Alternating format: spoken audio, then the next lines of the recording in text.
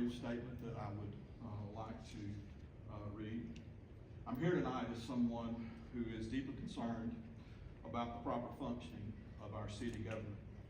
My goal is not division, but it's a sincere call for a thoughtful discussion on maintaining the balance of power that ensures that our city is governed efficiently, fairly, and transparently. Unfortunately, what I believe we are witnessing from the majority of this council is a continuous overreach in an effort to strip the executive branch of its rightful authority and consolidate power within the council. These efforts, which are now further exacerbated by these two newly proposed resolutions, which are not in the best interest of Sylacauga citizens. They are political maneuvers designed to subvert the ability of the mayor to run the city, effectively coercing the administration to function solely on the discretion of the council. One of the clearest examples of this overreach, most recently, has been in the effort to undermine the mayor's authorities in employment matters, most notably in the resistance of his rightful ability to terminate the employment of the city clerk. I understand that's being argued out right now.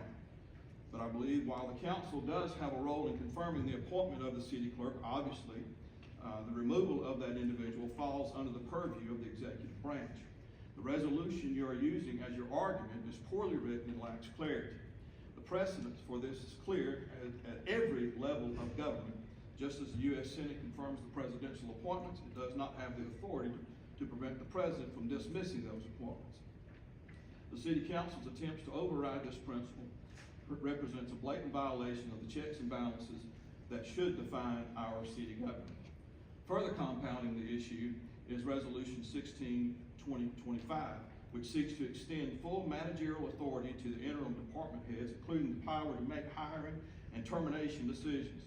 This move effectively bypasses the executive branch in critical employment matters, allowing individuals who have not been formally appointed to wield significant authority. By doing this, the council is not only stripping the mayor's oversight, but also creating a system where department heads who may not be permanent can make decisions that affect the long-term structure of our city workforce. I believe this is a reckless and irresponsible delegation of power that circumvents the role of the mayor in managing city departments. Perhaps the most egregious overreach we have seen is the council's recent actions to place restrictions on the mayor's ability to seek legal counsel.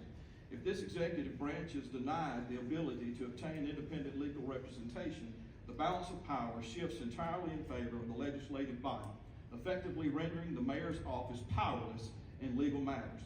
This is not about responsible governance or fiscal oversight.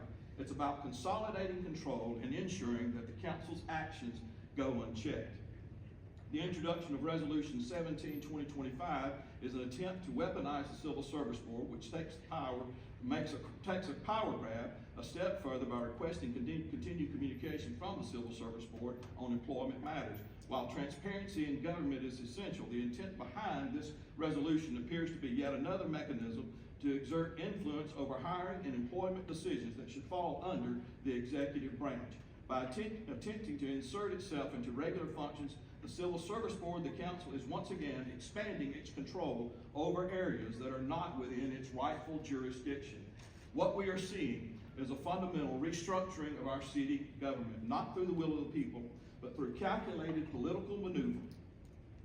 The mayor is being systematically stripped of his ability to lead, and the council is positioning itself as the ultimate authority in nearly every aspect of city operations.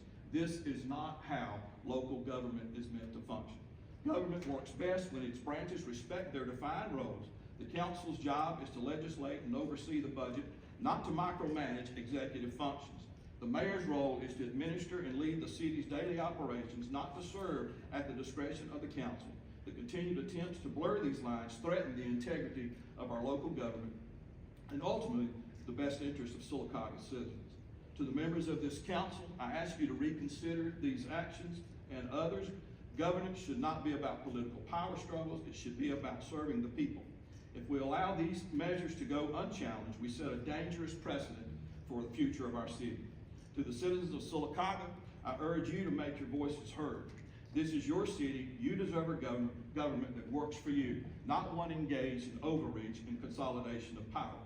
I I thank you for your time, and I hope that my words are received, not as opposition, but as a sincere plea for transparency and accountability and respect for the rightful structure of our city government. Thank you. Thank you. Is there We need a city manager. We need a city manager. We need a city manager.